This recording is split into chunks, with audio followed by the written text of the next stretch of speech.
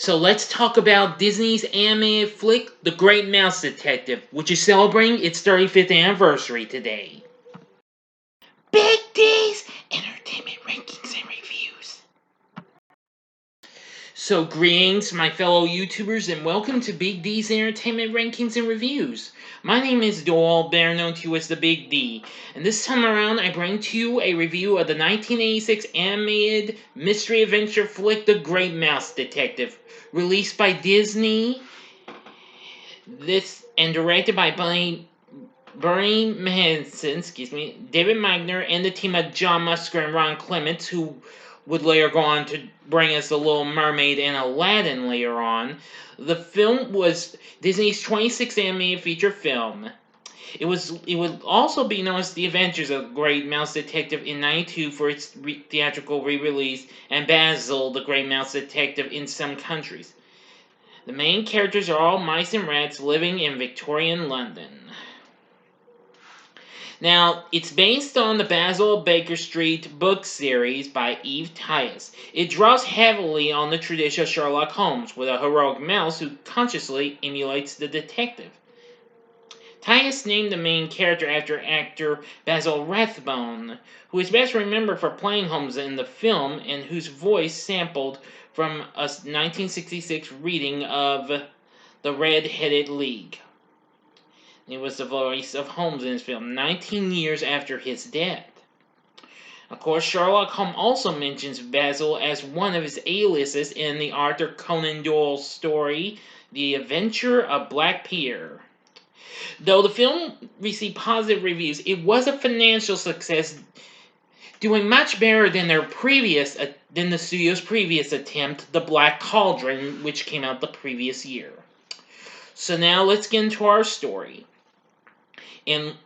Our story starts out in London in June of 1897. A young mouse named Olivia Flaversham is celebrating her birthday with her widowed toy maker, Hiram.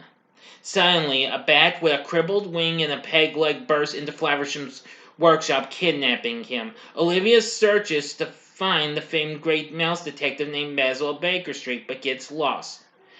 A surgeon named Dr. David Q. Dawson, who has just returned from a lengthy service of the Mouse Queen's 66th Regiment in Afghanistan, meets Olivia and escorts her to Basil's residence. Upon their arrival, Basil, initially indifferent, but, in ways, but I gotta tell you, it's pretty funny.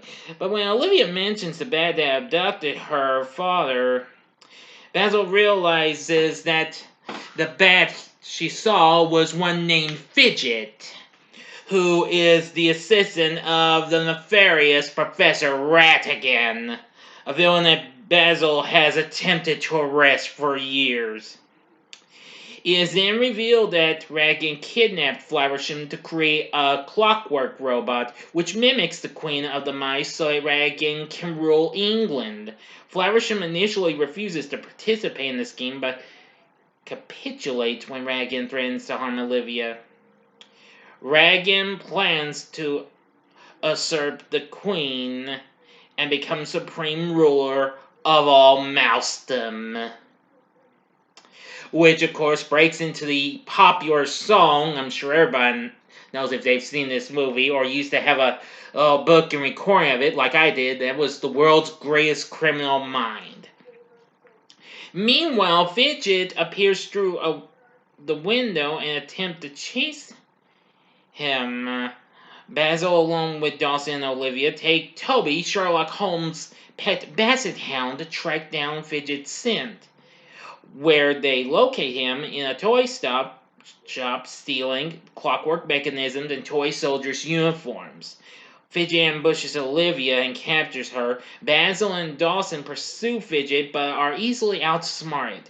While searching the shop, Dawson finds Fidget's checklist, to which Basil does some chemical tests to discover the list came from a riverfront near the Thames. Basil and Dawson disguise themselves as sailors and head to a tavern called the Rat Trap.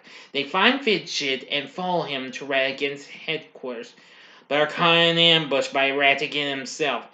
and he has them tied to a spring-loaded mousetrap connected with a Rube Goldberg machine laid out to kill them both. Radigan sets out for Buckingham Palace, where his henchman hijacks the royal guard's robes and kidnaps the queen. Basil deduces the trap's weakness and escapes along with Dawson and Olivia just in time. Now, at Buckingham Palace, Radigan forces Flaversham to operate the toy queen, while the real one is taken to be fed by Radigan's pet cat Felicia. The toy queen declares Radigan the ruler of all Mousedom, and then he announces his dictatorial plans for his new subjects.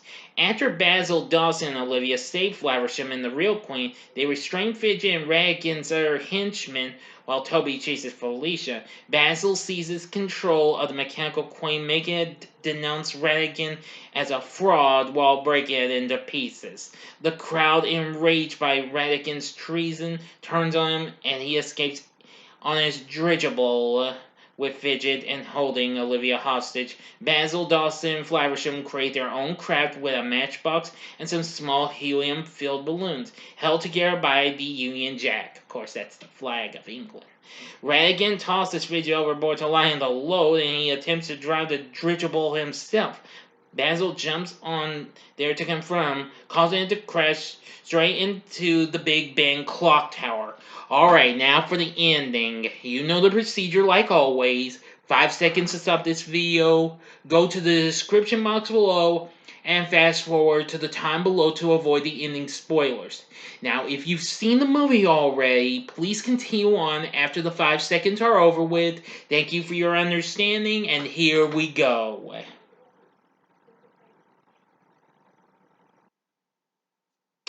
Okay, you've been warned. Inside the clock tower, where Radigan still holds Olivia hostage, Basil manages to get Radigan's cape stuck on some gears. He rescues Olivia and safely delivers her to her dad, but Radigan breaks free and attacks Basil, eventually knocking him to the dirigible in one big bad fight. When the clock strikes 10, the bell hits for the loudest sound, causing Radigan to fall to his death, taking Basil with him. But Basil grabs a part of Radigan's dirigible and saves himself. Back at Baker Street, Basil and Dawson recount their adventures.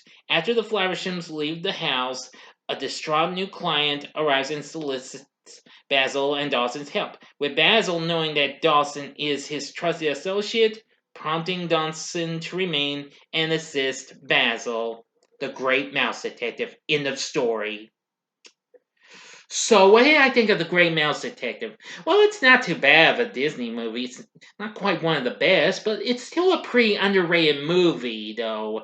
It is kind of dark in ways, but it still managed to redeem Disney's some money and what have you, despite the Black Cauldron ended up being a disappointment. The film went on to make $38 million overall.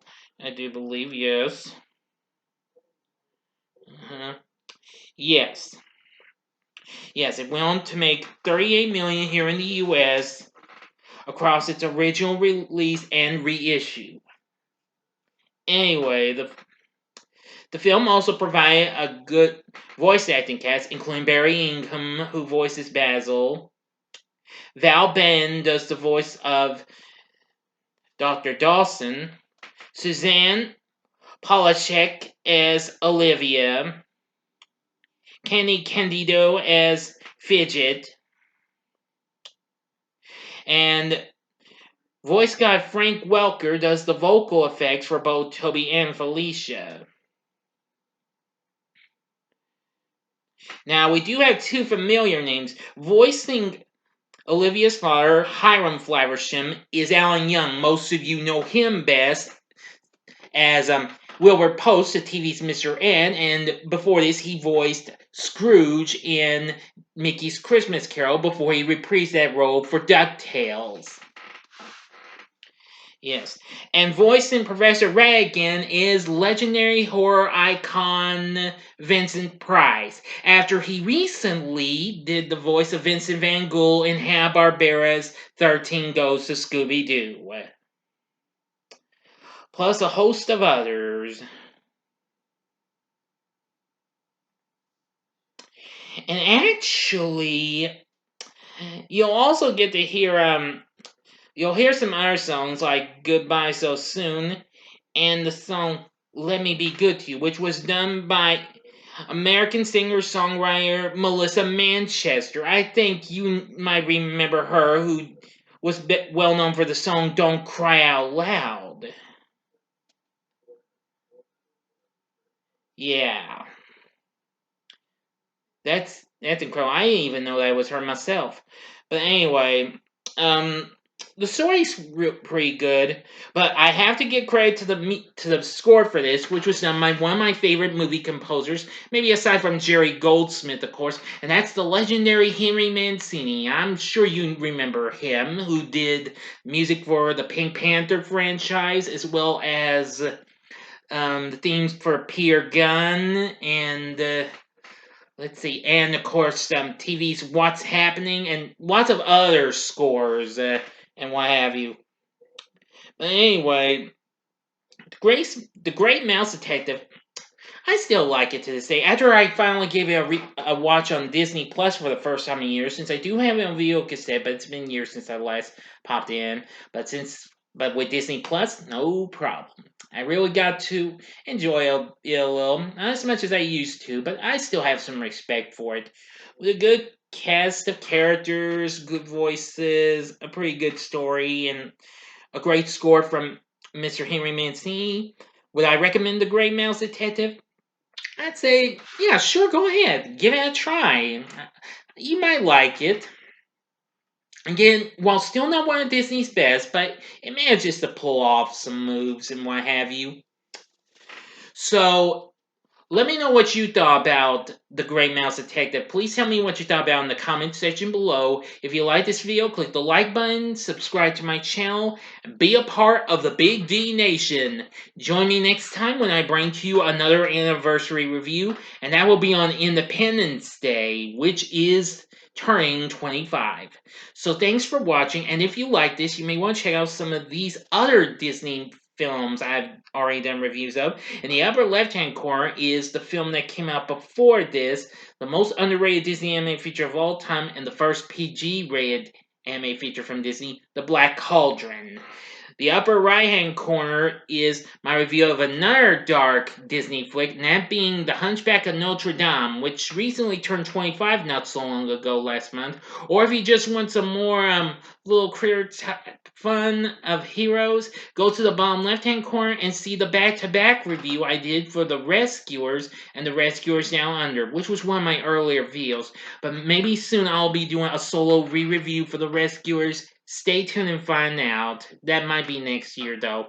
And the bottom right-hand corner is the button you can click to subscribe. If you like rankings and reviews on movies, TV, music, video games, etc., then I'm your guy. Thanks for watching. Until next time, I'm the Big D saying, see ya.